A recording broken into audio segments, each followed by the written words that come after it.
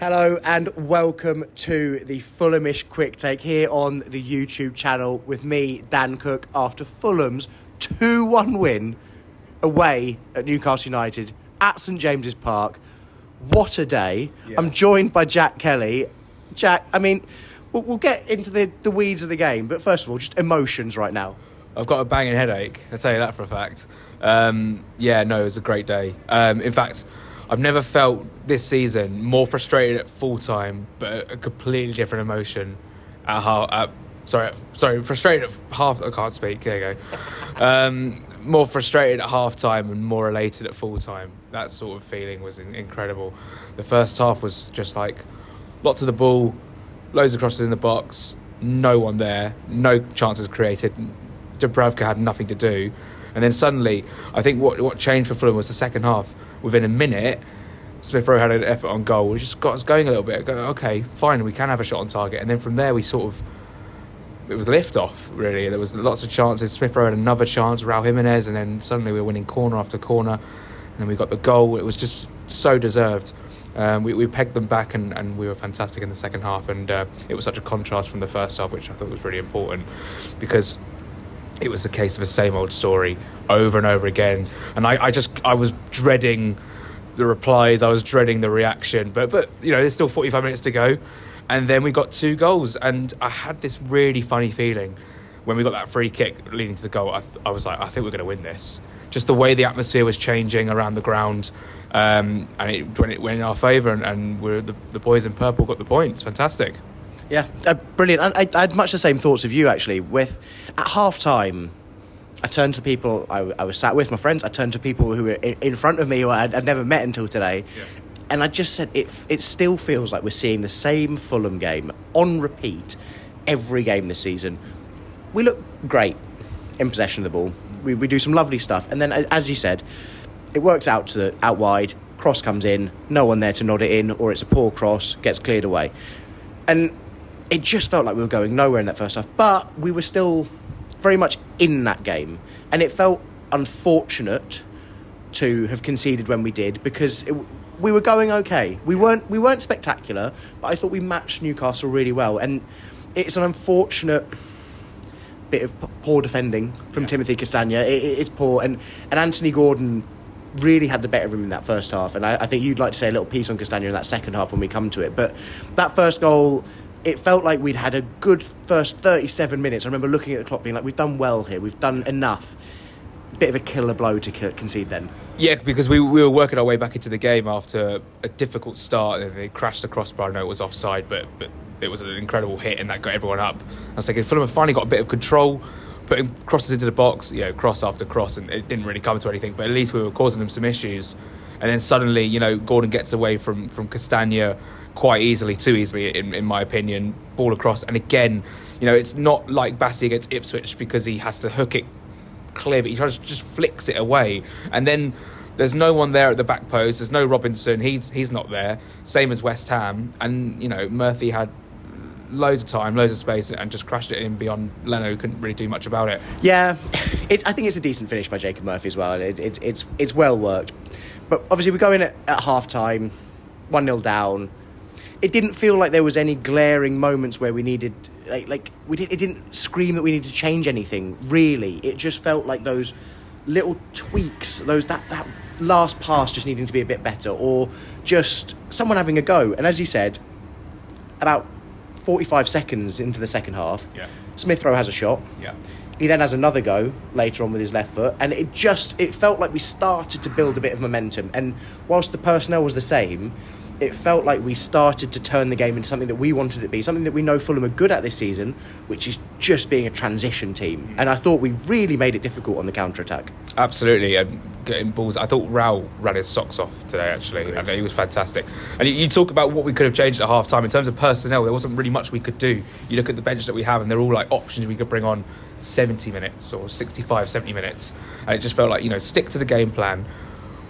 It's not like we're doing nothing, we're creating, but we're just not getting on the end of chances. And Marco must have just said at half-time, just have a fucking shot. Just have a shot. Yeah. And Smith Rowe does it. test the keeper, and that just got us going, like I said. And what's really interesting about you come to grounds like this, you've got to play off the crowd. And the crowd, if you can sense anxiety in the crowd, then you can really get on top. And that's exactly what happened. First 10 minutes of the second half, it was all Fulham. And I know, even then, when we win the game, but Isak, probably the best striker in the Premier League, still hits the crossbar. Great effort. But apart from that, and then the misplaced touch from Willock as well, that was the big chance as well for Newcastle. Apart from that, it was all Fulham second half, and we would thoroughly deserve the 3 points. I thought Raul Jimenez, like I said, ran his socks off, got his goal, great move. Adama, it's sort of like a weird ball because it's a floating ball, thinking the chance might be gone here. There's enough time on that ball while it's rising for men to get back behind the ball, but no, Robinson's onto it. Great ball, first time, I think it was the first time cross, and then Jimenez is there to finish. And then we bring on Rodrigo. Jimenez is really frustrated when he comes off, and I'm thinking, well, to be fair, mate, this happens every game. We bring on Rodrigo. It was inevitable. It was inevitable. And then you got to give credit to Andres Pereira. Great ball into the box, whipped ball in, and there's Rodrigo. I had a feeling that was going to go in from that free kick. I didn't know who it was going to be. I thought it might have been Ryan Sess, who came on as a winger, which is very good to see. But yeah, Rodrigo has now scored away at City, Liverpool, Newcastle and Chelsea, and scored. I mean, it's fantastic. He's come on and scored. It's a great impact sub to have. He just needs to be a bit more consistent. One thing I will say about Rodrigo, just after the second goal, he holds up the ball really, really well. I think against Dan Burn, wins a free kick. And the referee today couldn't control the game at times. There was too many fouls where cards should have been given and weren't. Joelinton should have been booked way before he actually was. And Fulham were getting too many easy yellow cards.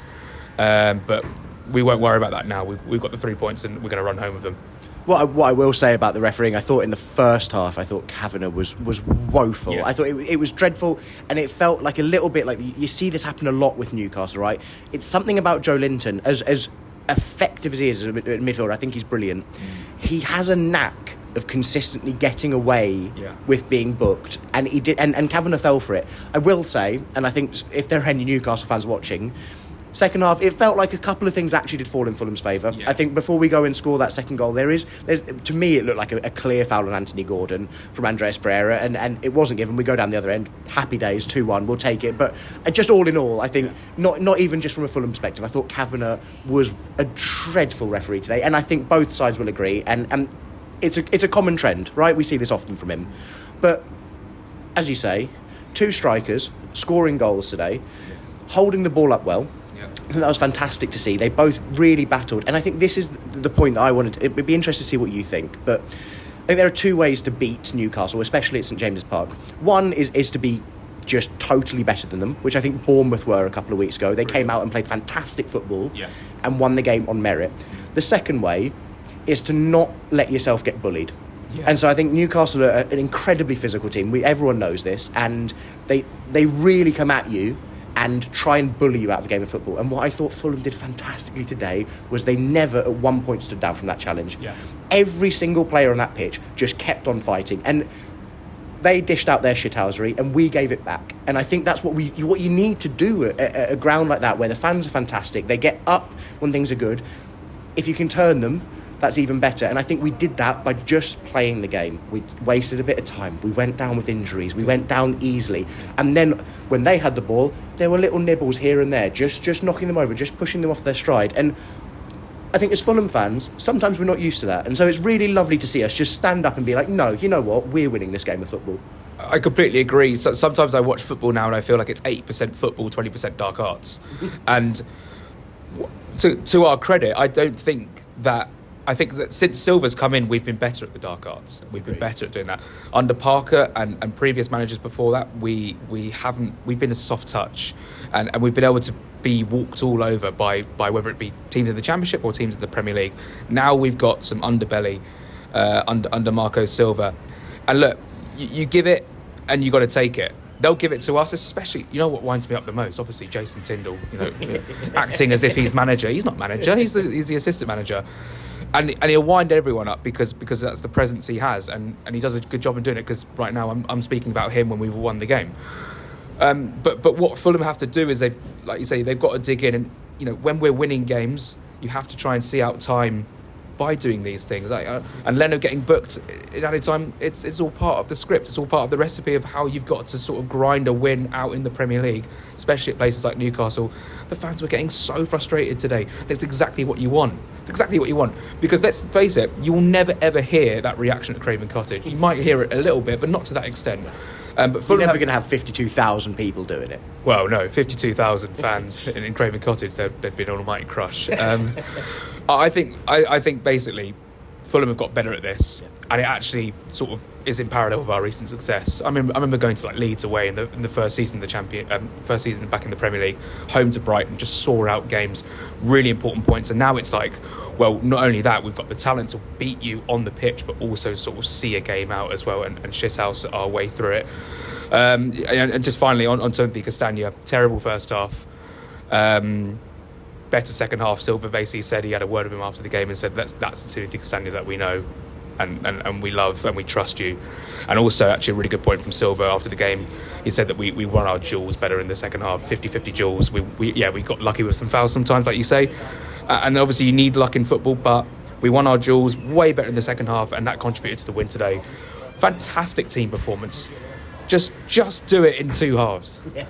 Yeah, it would be nice, if we'd have put that performance across both halves, we maybe would have come away with a 2 or 3-0 win. But it wouldn't have been as fun. That away end was up there with some of the best. It was superb, and anyone who was there today will say the same. It was fantastic. You're up in the gods.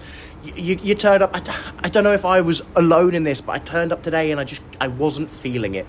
It just didn't feel like this was the sort of game that Fulham would win. And so to have that, to come in with those low expectations and actually come out of this with a win is fantastic. Now, one player I want to talk about, be interested to hear your thoughts again, who I think has transformed this Fulham side and looked immense today against what is potentially, if not the best, one of the best midfield trios in the Premier League. They're a joke in terms of technical ability and physicality. Yeah. Sander Berge, my God, he's incredible. Well, first half he got sent for a hot dog. Did you see that? I don't know if he slipped over, and I actually thought he might have injured himself, but he got straight back up. What a player he is! I mean, I say it every week now. Paulinho, who? We don't need to be talking about Paulinho. We were worried when Paulinho left because we were like, we'll never find a player like that. Oh, actually, I wouldn't say a player like that, but a player of similar profile, similar build, and a similar sort of workhorse mentality. And him and Lukic together, I find it difficult to, if it's Berger and Smith Rowe and Pereira, I'm thinking we're a little bit exposed, it's not balanced enough. But with him and Lukic, they complement each other like apple pie and custard. Yeah, I don't like custard, but I'd probably have ice cream. But you heard it here first, folks. Jack Kelly does not like custard. I do not. I'll happily have a bowl tonight if it meant we have 3 points, though. Those two together. I mean, Sander Berge, he mops up very well. Against Leicester, he was fantastic. Even against Man United, I thought he was a fantastic player on the pitch, as is Sasha Lukic. I feel like they do come in a pair, though. I feel like if you compliment Berge, you have to compliment Lukic because he does 50% of the work as well. But individually, both brilliant players. And it's incredible how, you see Sander Berge, who came from Burnley and Sheffield United, and didn't set the world alight. And the same with Lukic, who came here after Chelsea away in last season. I was thinking, what the hell is Lukic doing? Yeah. And suddenly they just transform, and that's down to good coaching, that's down to good mentality. And Marco Silva's got all the credit in the bank for those two players. And I'm not sitting there looking at my bedroom wall at night thinking, God, why did we lose Paulinho? The whole world's falling apart. It's like, well, we've kicked on and we've actually got better. Yeah. And I think you're so right about that, and the way they complement each other. It's because they both sort of fulfill similar roles, but at different times. Yeah. If Lukic spots an opportunity to maraud forward, Sander Berge knows it's his time to sit, and they just do that. Like, it's becoming fairly telepathic, that understanding. They know what they're doing, and to come out of a game against a midfield of Bruno, Tonali and Joe Linton and have held your head high and gone, you know what, we matched you, and if anything, we probably did better than you in that midfield. That's pretty special. So I'm really proud of that team performance. It one of those days that really does make you feel proud to be a Fulham fan. It's lovely after the low of last Sunday, where you think, season over, drab loss, where do we go from here? The players have just stood up and gone, you know what, we're still in this conversation. Where do you think we're headed? Because we can't drop so low and drop so high across the space of a week, but if you can play like that, there are opportunities from now until the end of the season to do something special. Absolutely. I mean, this whole season over thing after like 23, 24 games is just like the position we're in is a ludicrous mentality. But I understand where the fans are coming from. If I'd had 3 or 4 pale ales, I'd be saying the same thing. But the problem is, we lose to West Ham, and I saw the reaction. Season over, we go beat Leicester. Oh, we're back in it. Lose to Man United, season over, we go and beat Newcastle. Oh, we're back in it. And the last I saw, Villa were losing to Wolves, and suddenly we were within 1 point of them, and we got the FA Cup. If anything, it's more open than it was this stage last season, this stage 2 seasons ago. Or maybe not. Maybe that was sort of the same sort of thing was going on 2 seasons ago. We go to Wigan next week, which, no disrespect to them, is an incredibly winnable tie. They drew 1-1 today with Lincoln at home, which is a fairly average result. I think we will have to go full throttle in terms of team, because we have to go for it. We're one of the...